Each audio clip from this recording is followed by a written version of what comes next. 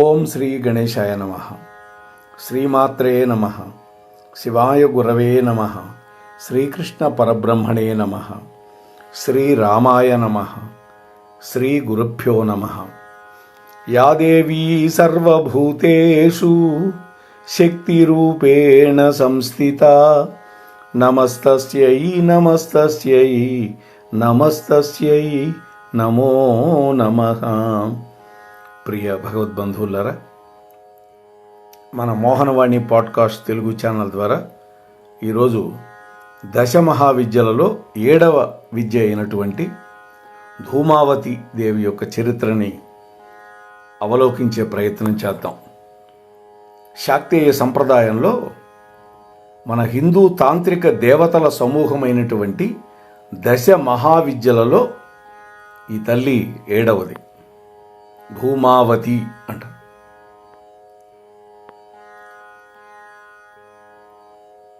ఈమె పరమేశ్వరి యొక్క అత్యంత భయంకరమైనటువంటి రౌద్ర రూపానికి ప్రతీకగా చెబుతారండి. అంతేకాదు, ఈ తల్లిని వృద్ధురాలిగా అమంగళకరమైనటువంటి విషయాలతో ముడివడి ఉన్నట్లుగా చూపిస్తుంది. ఈ తల్లి శ్మశాన వాటికలో గుర్రాలు లేనటువంటి రథం మీద చాటని ఒక చేతిలో పట్టుకొని మరొక చేతిలో చిన్ముద్ర కానీ అభయముద్ర కానీ పెట్టుకొని కూర్చొని ఉంటుంది అని, లేదా ఒక్కొక్కసారి కాకిని వాహనంగా చేసుకోవటం కూడా ఈమె యొక్క శైలి. ముఖ్యంగా రాబోయేటటువంటి చాతుర్మాస్యం ఉన్నది మనకి. అంటే ఆషాఢ శుక్ల ఏకాదశి మొదలు కార్తీక శుక్ల ఏకాదశి వరకు ఉండే 4 మాసాల సమయాన్ని చాతుర్మాస్యము అంటాం.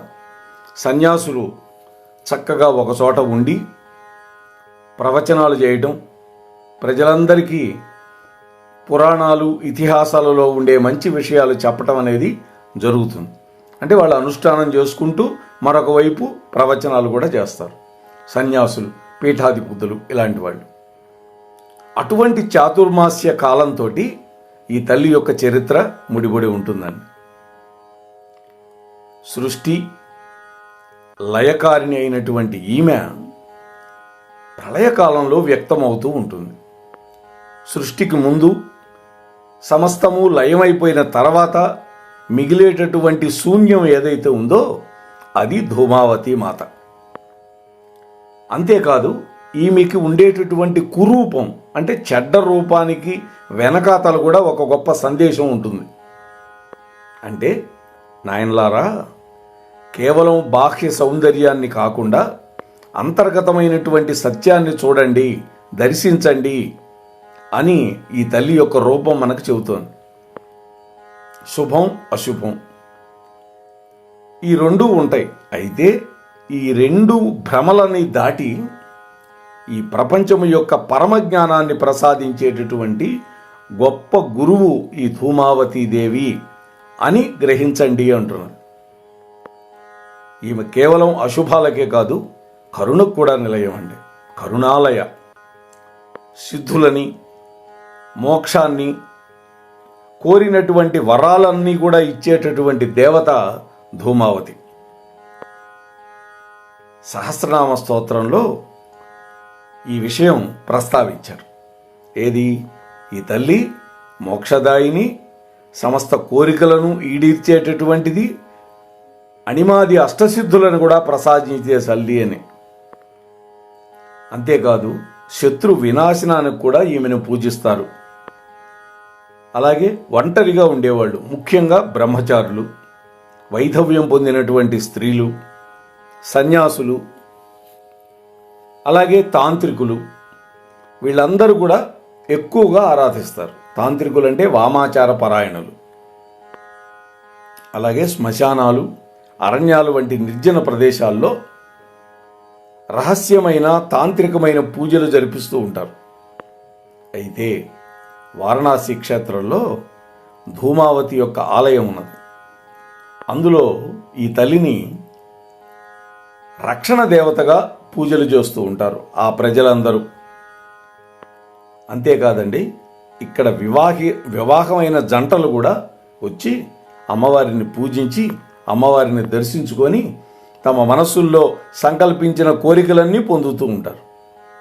ఇక ఇతిహాసంలో ఏమున్నది ఈ తల్లి గురించి? ఇతిహాసములంటే మనకు రెండు ఉన్నాయి, రామాయణం, మహాభారతం. ఈ దశమహావిద్యల సమూహంలో చేరకముందు ఈ ధూమావతి దేవికి చరిత్రలో పెద్దగా స్వతంత్రమైన గుర్తింపు లేదండి. ఈ దశమహావిద్యల భావన బహుశా 12వ శతాబ్దం తర్వాతే వచ్చి ఉండొచ్చు. ముఖ్యంగా దారిద్ర్యము, నిరాశ, కలహం, అమంగళాలకి గుర్తుగా ఉన్నటువంటి ధూమావతీ దేవిని పూర్వకాలపు వైదిక దేవతలైనటువంటి నిరుతి, నైరుతి దిక్కుకు అధిపతి. అంతేకాదు మరణానికి, జబ్బులకి కూడా దేవత ఆ నిరుతి. అలాగే అలక్ష్మి. అలక్ష్మి అంటే దురదృష్ట దేవత. అలాగే జ్యేష్ఠాదేవి అంటే కలహాల దేవత. వీళ్లతోటి పరిశోధకులు పోల్చారు ఈ తల్లిని. అయితే జ్యేష్ఠాదేవి, అలక్ష్మి లాగా ధూమావతి కూడా నల్లటి రంగులో ఉంటుంది, కురూపితనం ఉంటుంది, కాకిని వాహనంగా చేసుకుంటుంది. అలాగే ధ్వజం కాకి గుర్తుంటుంది, రథం మీద ఎక్కితే గుర్రాలు లేని రథం ఎక్కుతుంది, చేతిలో చాటా లేదా ఒక చీపురు ఉంటుంది. ఈ పోలికలన్నీ వీళ్ళందరికీ ఉన్నప్పటికీ ధూమావతీదేవి ఆ ముగ్గురు దేవతల కంటే భిన్నమైందండి. దేంట్లో? ఆ ముగ్గురిలో ధూమావతికి ఉన్న ముఖ్య లక్షణం ఏంటి? వైధవ్యం ధరించిన రూపం, విధవా రూపం. అంతేకాదు అత్యంత భయంకరమైనటువంటి యుద్ధ రూపం, రౌద్ర రూపం. ఆ మిగిలిన ఇద్దరిలో కనపడవు అవి, జ్యేష్ఠాదేవిలో కానీ అలాగే అలక్ష్మిలో కానీ. అట్లాగే ధూమావతి యొక్క నామస్తోత్రాల్లో ఎక్కడా కూడా ఆ మిగిలినటువంటి వాళ్ళ పేర్లని ప్రస్తావించలేదండి. పురాణాలు ఏం చెబుతున్నాయి? మనకు 18 పురాణాలు ఉన్నాయి, ప్రధాన పురాణాలు. ఒక 18 ఉప పురాణాలు కూడా ఉన్నాయి. ఈ ధూమావతిని తరచుగా 7వ మహావిద్యగా పేర్కొంటారు. గుహ్యాది గుహ్యమైనటువంటిది, తాంత్రికమైనటువంటి విష్ణుమూర్తి యొక్క దశావతారాలని ఈ దశ మహావిద్యలతో పోలుస్తూ విష్ణువు యొక్క మత్స్యావతారం ధూమావతి నుండి ఉద్భవించింది అని చెబుతారండి. అయితే ముండమాల అనేటువంటి ఒక గ్రంథంలో ఇటువంటి ఒక జాబితా ధూమావతిని వామనావతారంలో పోల్చిందండి. శాక్త మహాభాగవత పురాణం ఉన్నది మనకి. దాని ప్రకారం దక్షుడి యొక్క కుమార్తె, శివుడి యొక్క మొదటి భార్య అయినటువంటి సతీదేవి తన తండ్రి చేసేటటువంటి యజ్ఞానికి తమకి ఆహ్వానం అందనందుకు అవమానంగా భావించింది. అక్కడికి వెళ్ళి అవమానాలు పాలైంది. ఎవడు రమ్మన్నాడు నిన్ను అని అడిగాడు తండ్రి. అయితే శివుడు చెప్పాడు, నా మూలకంగా నువ్వు అవమానాలు పాలవుతావు, అందువల్ల వద్దు, వెళ్ళొద్దు అని వారించినా కూడా పుట్టింటి మీద ఉండే మమకారం ఆ ఒక్కటే కాదండి.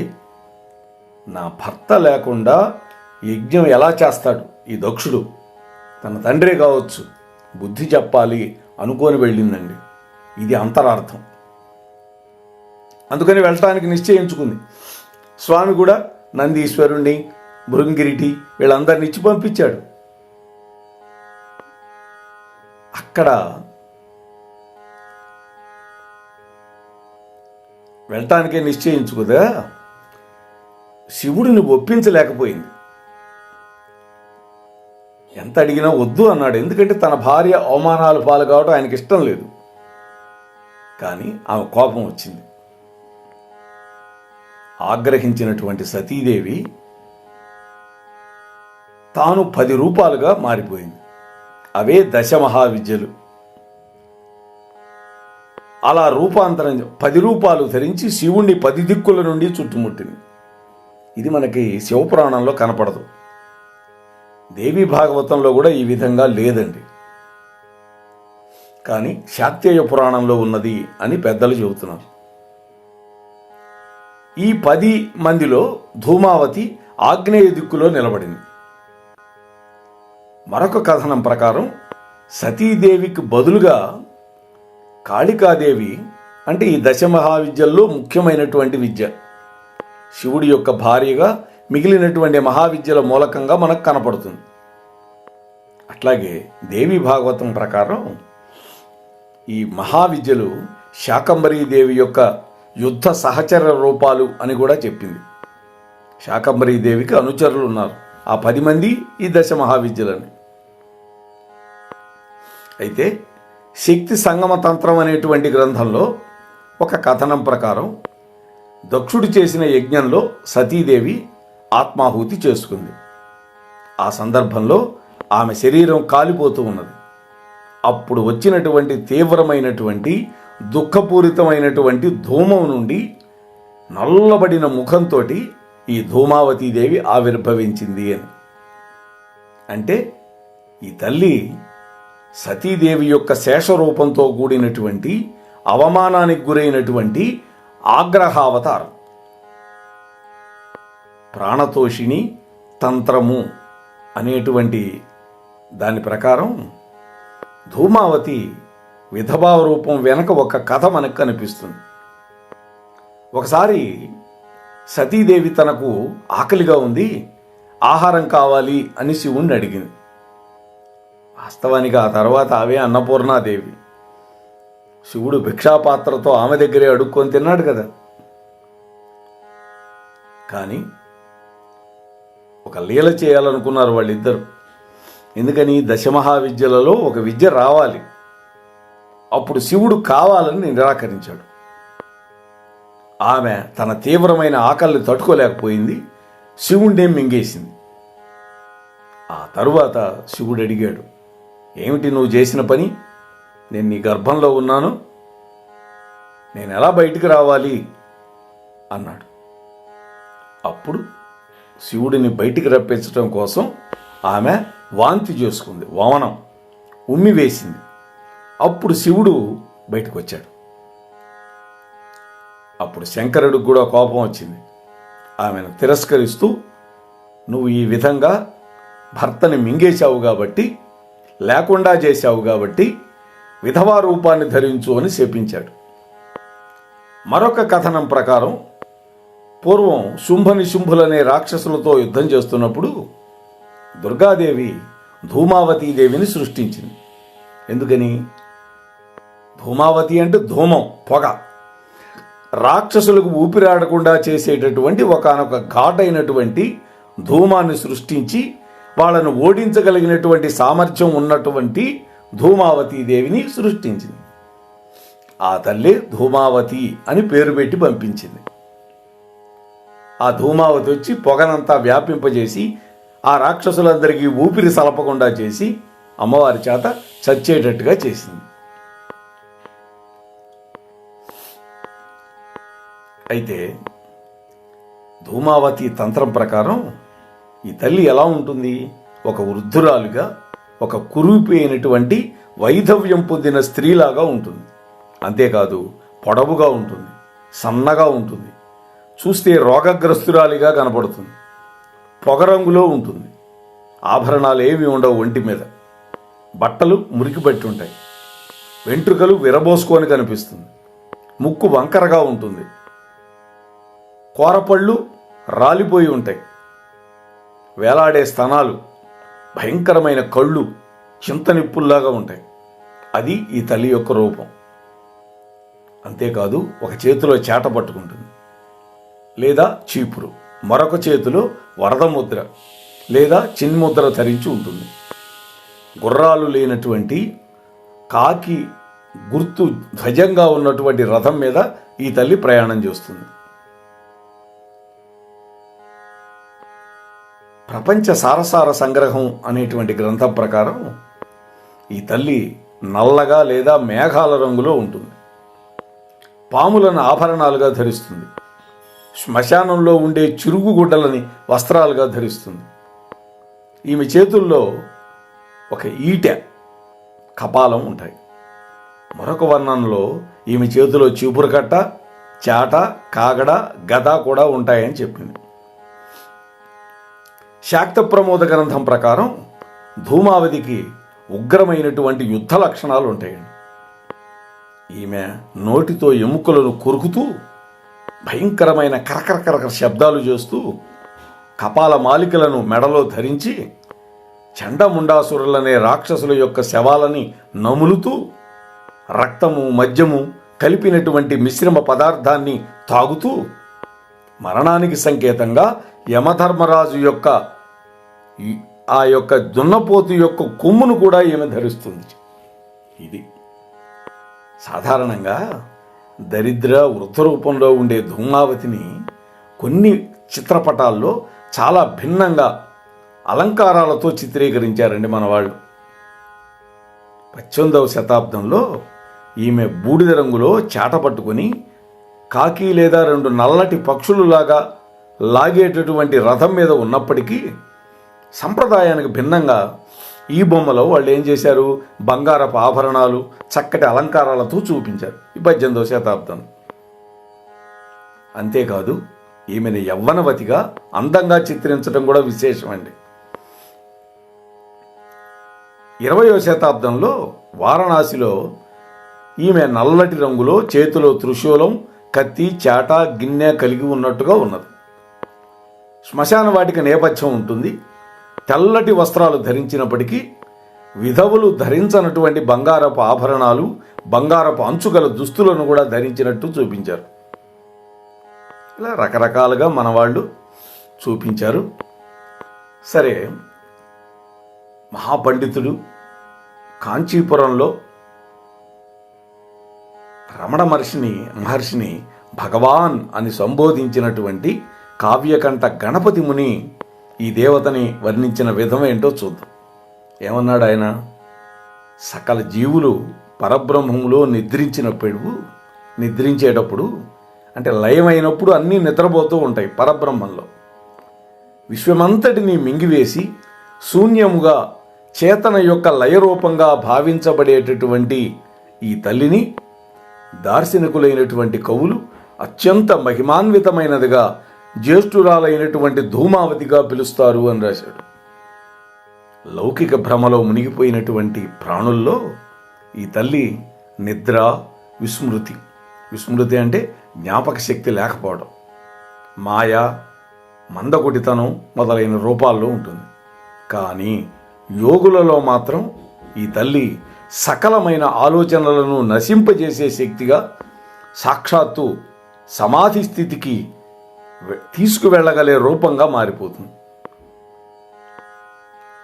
ఇది ఉమాసాహస్రి అనేటువంటి గ్రంథంలో కావ్యకంఠ గణపతి ముని రాశారు. శివుణ్ణి మింగివేయడం ద్వారా పురుషతత్వాన్ని లయం చేసినటువంటి దేవి ఈ తల్లి. అందువల్ల ఈమెకి భర్త లేడు. అయితే ఈమెలో ఉండే స్త్రీ శక్తి మాత్రం అలాగే ఉంది. అంతేకాదు ఈమె ప్రళయస్వరూపిణి. మహాప్రళయ సమయంలో వ్యక్తమవుతూ ఉంటుంది. కాలస్వరూపుడైనటువంటి శివుడు మహాకాలుడు అంటాం కదా, అంతమైనా కూడా మిగిలిపోయేది ఈమె మాత్రమే. సృష్టి అంతమైపోయినప్పుడు వచ్చేటటువంటి పొగ ఏదైతే ఉంటుందో ధూమం, ఆ శూన్యమే ధూమావతి. లోకంలో ఉండే దరిద్రము, యాచకులు, రోగగ్రస్తులు, ఒంటరితనం, శ్మశాన వాటికలు, చావుకు గుర్తైనటువంటి కాకి, పిండం తినేది కాకే కదా, మొదలైన సమస్తమైన అమంగళాల్లో ఈమె నివసిస్తూ ఉంటుంది. అంతేకాదు ఈ తల్లి తమోగుణ ప్రధానమైనది. అందుకనే తాంత్రికులు ఈ తల్లిని ఆరాధిస్తారన్నమాట. అయితే నేపాలీ ప్రతుల్లో ఈ తల్లి యొక్క సహస్రనామ స్తోత్రం ఉంది. అందులో ఈమె అలంకృత యువతిగా, శృంగార దేవత స్వరూపంగా వర్ణించింది. ఈమె మద్యము, మాంసము మొదలైనవి ఇష్టపడుతుంది అని కూడా ఉంది. అయితే బాహ్యంగా కనిపించేటటువంటి దరిద్రం అనేది కేవలం ఒక భ్రమండి. ఈమె చేతిలో ఉండే చాట ఉన్నదే, ఆ చాట గింజల నుండి పొట్టును వేరు చేసినట్లుగా మనలో ఉండే భ్రమలను తొలగిస్తుంది. అంతర్గత సత్యాన్ని, పరమ జ్ఞానాన్ని వెలికి తీస్తుంది. అది చాట సంకేతం. అంతేకాదు బాధల ద్వారా ఓర్పునిస్తుంది. బాధ వచ్చినప్పుడే కదా మనకి సహనం అవసరం అవుతుంది. అలాగే వైరాగ్యాన్ని కూడా నేర్పే గొప్ప గురువు ఈ ధూమావతీదేవి. ఈ తల్లికి భయంకరమైన రూపం ఉన్నప్పటికీ ఈమె పరమ దయాళు, సంతానం ప్రసాదించే దేవత, అంతర్గతమైన బాహ్యమైన శత్రువులను సంహరించేటటువంటి తల్లి. ఆ విధంగా పూజలు అందుకుంటూ ఉంటుంది. అంతేకాదు ఈ తల్లి యోగ నిద్రకు ప్రతీక. అందుకనే ఈ 4 మాసాలు స్వామి యోగ నిద్రలో ఉంటాడుగా. ఆమె యొక్క మాయాశక్తే ఈమెను కాళికాదేవి యొక్క వృద్ధ రూపంగా లేదా శ్మశాన కాళిగా భావిస్తారండి. మరి ఈ తల్లి ఆరాధన, ఈ ధూమావతీదేవి బాహ్యంగా అమంగళకరంగా కనపడ్డప్పటికీ ఈ తల్లి దయాహృదయం ఎక్కువేమిటి. భక్తులు కోరుకున్న కోరికలను, సిద్ధులని, లౌకికమైన కష్టాల నుండి విముక్తిని, చివరికి కావలసిన మోక్షాన్ని కూడా ఇస్తుంది. కాబట్టి సమాజంలో మనం చెప్పుకునేటటువంటి పవిత్ర అపవిత్ర అనేటువంటి భేదాలను దాటుకొని నిజమైనటువంటి ఆత్మజ్ఞానాన్ని పొందడానికి ఈ తల్లి యొక్క ఆరాధన ఎంతో మనకు ఉపయోగపడుతుంది. సాధారణంగా మనమంతా సంసార జీవితంలో ఉన్నామండి. భార్యాభర్తలు, తల్లి, బిడ్డ, కొడుకు, ఇవన్నీ. ఎందుకంటే అటువంటి వాళ్ళు ఈ తల్లిని పూజించకూడదు అంటున్నారు. ఇది మనం గుర్తుపెట్టుకోవాలి. ఎందుకని? సంసార జీవితంలో ఉన్నవాళ్ళు అంటే ముఖ్యంగా భార్యాభర్తలు ఈ తల్లిని పూజ చేయకూడదు. ఎందుకంటే ఈమె ఆరాధన వల్ల వైరాగ్యం వస్తుంది. అలాగే ఒంటరితనం కోరుకునే తత్వం పెరిగిపోతుంది. అందువల్ల గృహస్థులుగా ఉండేవాళ్ళు, ముఖ్యంగా భార్యాభర్తలుగా ఉండేవాళ్ళు ఈమె పూజ చేశారనుకోండి, మరి భర్త ఎవరు, భార్య ఎవరు, ఈ సంతానం, వీళ్ళందరి సంగతి మర్చిపోతారు కదా. అందుకనే ఈ తల్లి పూజకి ఎవరు యోగ్యులు, అర్హులు అంటే సన్యాసులు, ఒంటరిగా ఉండేటటువంటి వైధవ్యాన్ని పొందిన వాళ్ళు, అది మగవాడు కావచ్చు, ఆడవాళ్ళు కావచ్చు. అలాగే బ్రహ్మచారులు, వీళ్ళకి అత్యంత అనుకూలం. ముఖ్యంగా వైధవ్యం పొందిన స్త్రీల పట్ల ఈ తల్లికి ప్రత్యేకమైన కరుణ ఉంటుందండి. ఆమె శక్తిని తట్టుకోగల సామర్థ్యం వాళ్ళల్లోనే ఉంటుంది. ధూమ్ ధూమ్ ధూమావతి స్వాహ ఈ మంత్రాన్ని యంత్రంతో కలిపి జపించడం వల్ల ఒక రక్షణ కవచం ఏర్పడుతుంది. అంటే పొగతెర. అది భక్తులని వాళ్ళల్లో ఉండేటటువంటి నెగటివిటీ, మరణ భయం, వీటి నుండి రక్షిస్తుంది. మనసులోని ఆలోచనలన్నింటినీ తుడిచిపెడుతుంది. శూన్యం మీద దృష్టి పెట్టడమే ఈ ధ్యాన పద్ధతి అని మనం అర్థం చేసుకోవాలి.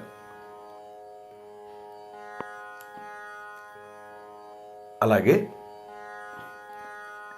ఈమె పూజను సహజంగా రాత్రి వేళల్లో, ఈ తాంత్రిక విద్యలు చేసేవాళ్ళు శ్మశాన వాటికల్లో కేవలం గోచిగుడ్డ మాత్రమే పెట్టుకొని నిర్వహిస్తారు. అలాగే కృష్ణపక్షంలో వచ్చే చవితి ఈమె పూజకు అత్యంత విశేషమైన రోజుగా చెప్తారు.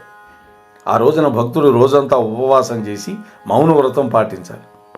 తడి బట్టలు, తలపాగా ధరించాలి. అడవిలో హోమం చేస్తూ మంత్రాన్ని జపించాలి అన్న.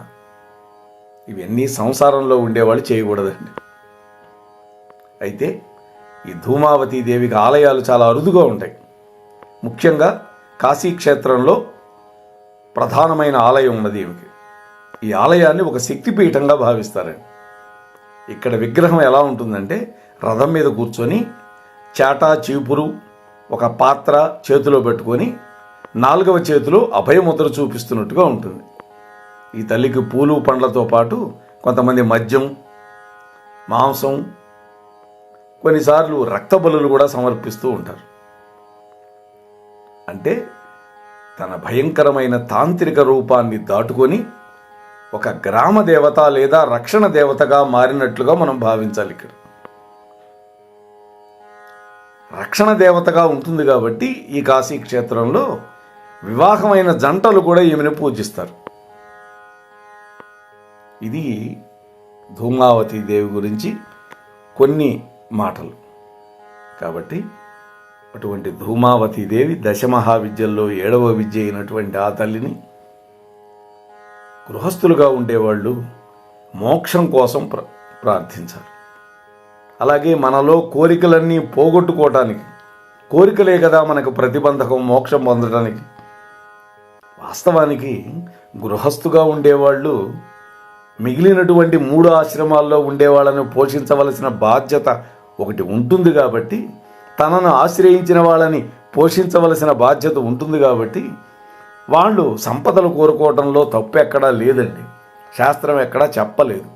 కానీ చిట్ట చివరికి కావాల్సింది ఏమిటి? ఎవరికైనా మోక్షమే కావాలి. అంటే పునర్జన్మ ఎవరూ కోరుకోరు కదా. మళ్ళీ 9 మాసాలు ఆ గర్భకుహరంలో పడి నానాయాతనలు పడాలని ఎవడైనా కోరుకుంటాడా? ఎవడు కోరుకోడు. అందువల్ల మోక్షగాములైనటువంటి అందరూ కూడా ఈ తల్లిని ఆరాధించవచ్చు. అంతేగాని ఆ దిక్కుమాలిన తాంత్రిక భావాలతోటి మాత్రం ఒకడెవడో నాశనం అయిపోవాలి అనేటువంటి ఆలోచనలతోటి పూజలు చేయటం అనేది ధర్మానికి విరుద్ధం అని నేను అనుకుంటున్నానండి. అందువల్ల అటువంటి వాటికి మనం ఏం పోకుండా చక్కగా మోక్షగాములమై ఈ ధూమావతీ దేవిని ఆరాధన చేసుకొని పరమ కరుణామయ్యి అని చెప్పుకున్నాం కదా, తద్వారా అమ్మ యొక్క కరుణకి మనం పాత్రులమవుదాం అని మీతో మనవి చేసుకుంటూ ముగిస్తున్నాను. స్వస్తి సర్వేషాం.